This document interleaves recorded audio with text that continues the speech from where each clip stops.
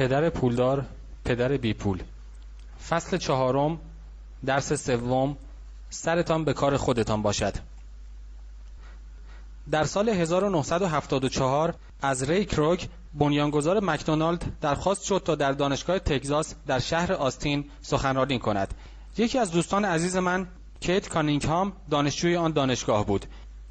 پس از سخنرانی الهام بخش و مقتدرانه او، دانشجویان بعد از تعطیلی موقت کلاس از او دعوت می‌کنند که به آنان ملحق شود و در پاتوقشان آبجویی با هم بنوشند و او نیز با رضایت کامل قبول می‌کند. ری زمانی که همه دانشجویان آبجو در دستشان بود پرسید: به نظر شما من چه کسب و کاری دارم؟ و همه دانشجویان خندیدند. دوستم کیت تعریف کرد: اکثر دانشجویان خندیدند و تصور کردند که او سر به سرشان می‌گذارد. کسی پاسخ نداد، بنابراین او سوالش را تکرار کرد: به نظر شما کسب و کار من چیست؟ ری نخودی خندید و گفت: فکر کردم می‌خواهید این را از من بپرسید. او مکسی کرد و به سرعت ادامه داد: خانم‌ها، آقایان، من همبرگر فروش نیستم. کار اصلی من مستغلات و معاملات ملکی است. کیت گفت: ری مدت زمان زیادی راجع به دیدگاهش حرف زد. او طراحی کرده بود که ابتدا باید امتیاز فروش همبرگر را داشته باشد و روی آن حساب کند، ولی مسئله‌ای را که هرگز از نظر دور نداشت این بود که محل کسب را نیز در نظر داشته باشد. او می‌دانست که هر معامله ملکی و محل آن بزرگترین و مهمترین عامل در موفقیت دادن هر امتیاز محسوب می‌شود. به اصطلاح شخصی که امتیاز فروش همبرگر را می‌خرید در ضمن پولی هم برای محل کسب به ری می‌پرداخت. مکدونالد امروزه صاحب بزرگترین معاملات ملکی در جهان به شمار می‌رود و حتی بیشتر از کلیسای کاتولیک صاحب مال و دارایی است. امروزه مکدونالد صاحب با ارزش‌ترین مستغلات در تقاطع‌ها و گوشه‌کنارهای خیابان‌های آمریکا و حتی سراسر جهان است. کیت گفت که این مهمترین درسی بود که او در زندگی آموخته است. امروز کیت خودش کارواش‌های متعددی دارد، ولی شغل اصلی او خرید و فروش املاک و مستغلات است. فصل قبلی کتاب با نموداری به پایان رسید که نشان می‌داد اکثر مردم برای هر کسی کار می‌کنند مگر خودشان. آنها در ابتدای امر برای صاحبان شرکت‌ها تلاش می‌کنند، سپس در جهت منافع دولت با پرداخت مالیات‌ها و سرانجام در خدمت بانک‌ها هستند که مالک تمام وام‌هایی است که به آنها پرداخت می‌کند.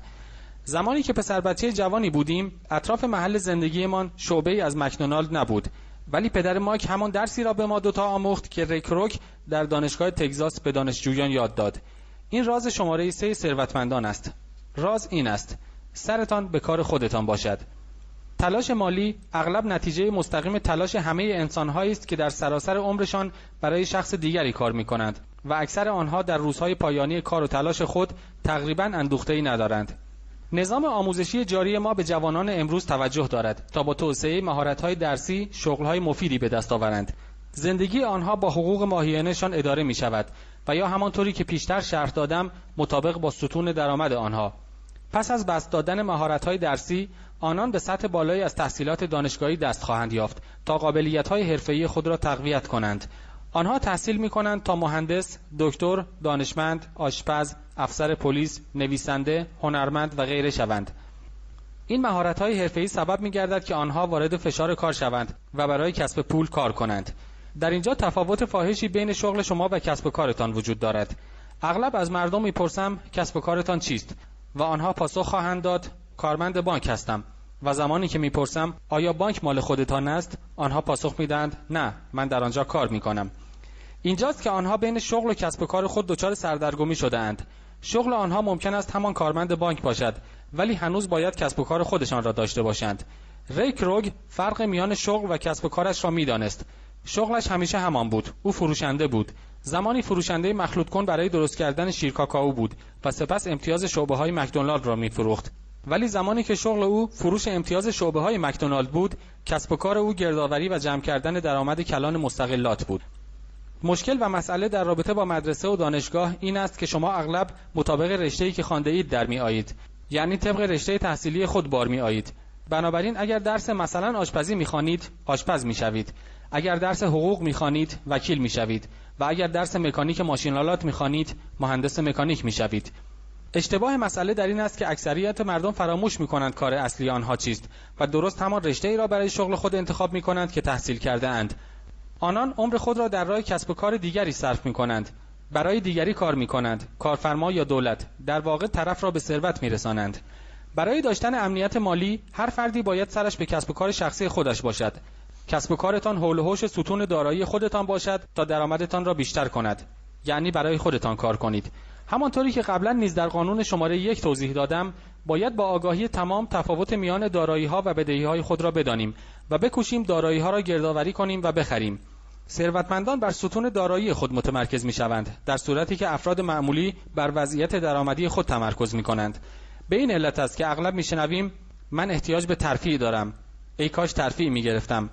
به درسم در دانشگاه ادامه می‌دهم تا بتوانم شغل بهتری داشته باشم. من تمام مدت کار می‌کنم. شاید بتوانم شغل دومی نیز گیر بیاورم. تا 2 هفته دیگر استعفا خواهم داد چون شغل دیگری یافتم که حقوق بیشتری می‌دهند. در چنین محدوده‌هایی این نظریه‌ها عاقلانه هستند، ولی اگر دوست دارید به گفته‌های ریکروک گوش کنید، با قبول چنین نظریه‌هایی هنوز ذهنتان مساعد پذیرفتن کسب و کار برای شخص خودتان نیست.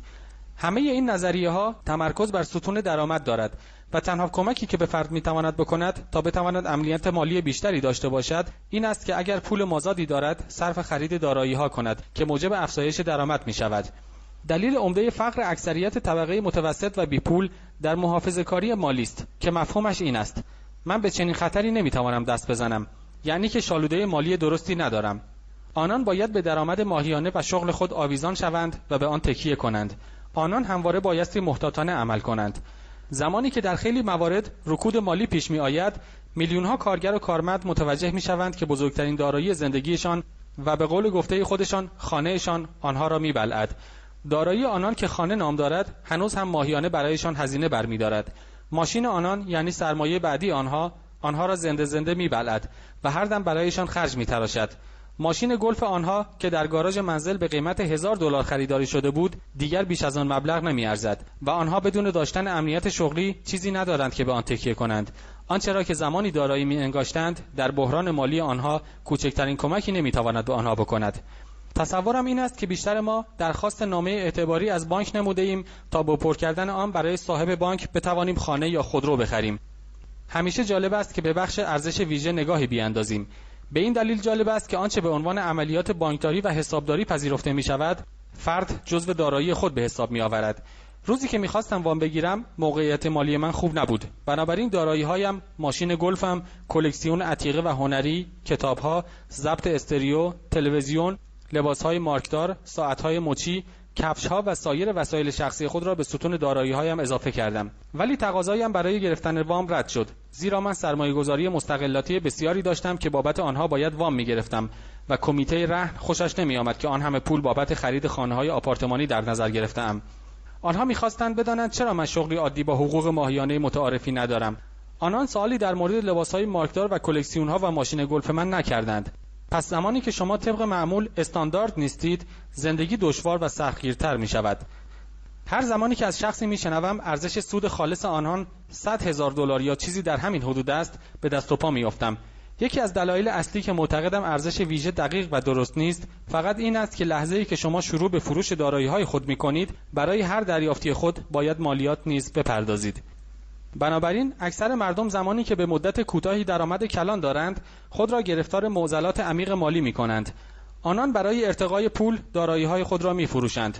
بار اول دارایی‌های شخصی آنها معمولاً می‌تواند تنها به علت بخشی از قیمتی که در لیست ترازنامه آنها وارد شده است فروش برود. یا اگر از فروش دارایی‌ها سودی دریافت شود، آنها به خاطر همان سود باید مالیات بپردازند. پس مجدداً دولت سهم خود را از سود آنها نیز برمی‌دارد.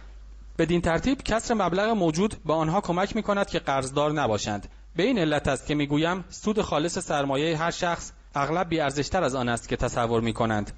ذهنتان را معطوف به کسب و کار شخص خودتان بکنید. در ضمن شغل روزانه خود را نیز داشته باشید، ولی شروع به خرید دارایی‌های واقعی کنید، نه بدهی‌ها و یا وسایل تزیینی و شخصی که در واقع پس از اینکه به منزل می‌آورید ارزش واقعی خود را از دست می‌دهند. یک خودرو جدید از لحظه‌ای که می‌خرید و سوارش می‌شوید 25% افت قیمت دارد، پس نمی‌تواند دارایی واقعی محسوب شود، حتی اگر بانکدار شما لطف کند و آن را جزء دارایی‌های شما به حساب بیاورد. چوب گلف تیتانیوم من که $400 خریده بودم، زمانی که دیگر از دستش خسته شدم و می‌خواستم بفروشم $150 می‌ارزید. در بزرگسالی هزینه‌هایتان را تقلیل بدهید، بدهی‌های خود را کم کنید و با تلاش مجدانه‌ای دارایی‌های قابل اعتماد و نابی را بنیان بگذارید. والدین لازم است که به جوانان خود قبل از ترک منزل پدری تفاوت میان دارایی و بدهی را آموزش بدهند. به آنها یاد بدهید پیش از ترک خانه پدری خود ستونی در مورد هزینه‌های ازدواج، خرید خانه و خودرو، بچه‌دار شدن و تکیه به شغلی با درآمدی محدود در ماه و خریدهای متنوع با کارت اعتباری تشکیل بدهند و در آن ستون بنای دارایی قابل اعتماد، ناب و خالصی را بگذارند.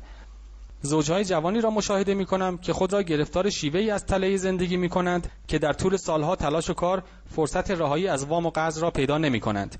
اکثر مردم درست زمانی که کوچکترین فرزندشان خانه را ترک می‌گوید متوجه می‌شوند که هنوز به قدر کافی آمادگی بازنشستگی ندارند و به تلاش می‌پردازند تا پولی را پس‌انداز کنند. سپس خود والدین بیمار می‌شوند و آنها با مسئولیت‌های جدید مواجه می‌شوند. بنابراین چه نوع دارایی‌ها را به شما و فرزندانتان پیشنهاد می‌کنم؟ در دنیای من دارایی‌های واقعی به دسته‌های مختلفی تقسیم می‌شوند. 1. کسب و کارهایی که نیازی به وجود فیزیکی شخص من ندارد. من آن نوع تجارت و کسب و کار را دارم، یعنی کارها به وسیله دیگران پیش می‌رود. اگر مجبور شوم خودم نیز حضور داشته باشم، پس آن کار نمی‌تواند کسب و کار محسوب شود. آن شغل و حرفه من است. 2. انبارها. 3. اسناد قرضه و سهام. 4. شرکت‌های سرمایه‌گذاری. 5.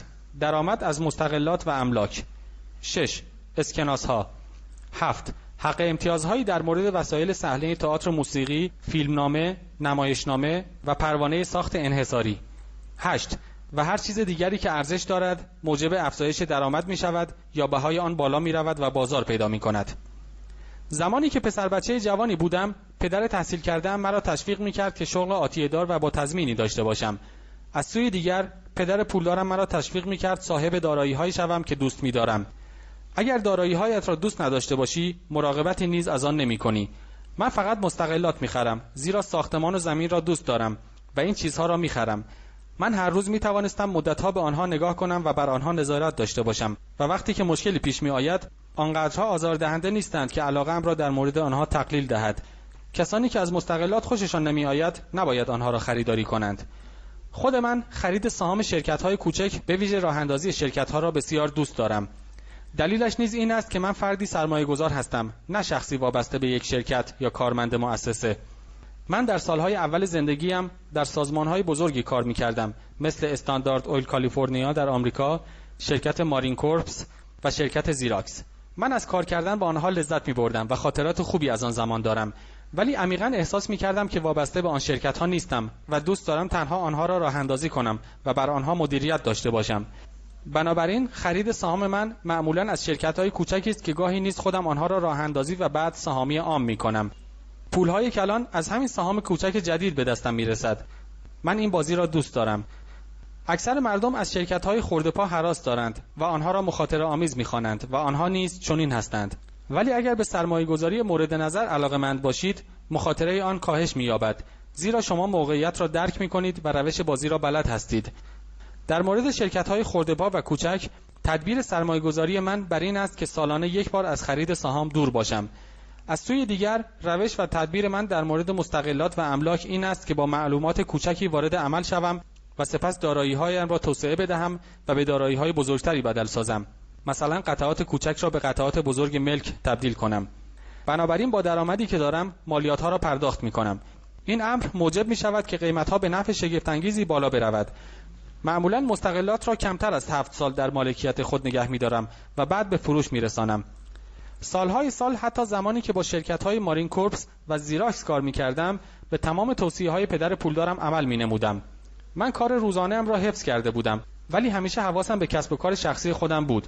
من در مورد ستون دارایی‌هایم همچنان فعالیت داشتم و سهام کوچک را خرید و فروش می‌کردم. پدر پولدار همواره به اهمیت سواد امور مالی تأکید داشت. هرچه حسابداری و امور مالی را بهتر یاد می‌گرفتم، تجزیه و تحلیل بهتری در مورد سرمایه‌گذاری‌ها داشتم و حتی شروع به ساختار شرکت شخصی خود نمودم. من هرگز به کسی که دوست ندارد توصیه نمی‌کنم شرکت خصوصی تأسیس نماید. با آگاهی از اینکه چگونه می‌شود شرکتی را اداره کرد، این کار خطیر را به کسی توصیه نمی‌کنم. بارها پیش می‌آید که شخصی نمی‌تواند کارمند خوبی پیدا کند و این مسئله در ابتدای راه‌اندازی شرکت بسیار مهم است و احتمالات و مغایرت‌ها بر ضد موفقیت میباشد.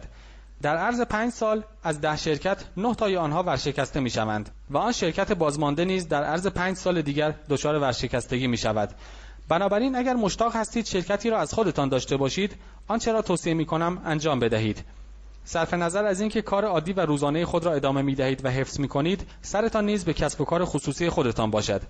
زمانی که میگویم حواستان به کسب و کار خودتان باشد، منظورم این است که ستون دارایی خود را محکم بنا کنید و زمانی که دلاری وارد این ستون می‌شود، هرگز اجازه ندهید از آن خارج شود. بدین ترتیب تصور کنید زمانی که دلاری وارد ستون مالی شما می‌شود، تا ابد برایتان کار می‌کند و کارمند شما محسوب می‌شود. بهترین چیز در مورد داشتن پول این است که روزانه و در حدود همان 24 ساعت پولتان برایتان کار کند و بتواند برای نسل‌های بعدی نیز کار نماید. حرفه روزانه خود را حفظ کنید و کارمند رتبه بالا و فعالی باشید، ولی ستون مالی خود را نیز محکم بنا سازید و در حفظ آن بکوشید. زمانی که وجوه نقدی در گردش شما بالا می رود، می توانید وسایل تجملی و گران بخرید. مهمترین برتری آدم‌های ثروتمند این است که سرانجام وسایل و اشیای تجملی و گرانبها می‌خرند. طبقه متوسط و فقیر معمولا خریدهای تجملیشان خانه‌های بزرگ، جواهرات، پوست خز و قایق است تا نشان دهند که ثروتمندند. آنها به نظر ثروتمند می‌رسند، ولی در واقع به شدت اعتبارشان در خطر است و تا خرخره در قرض هستند.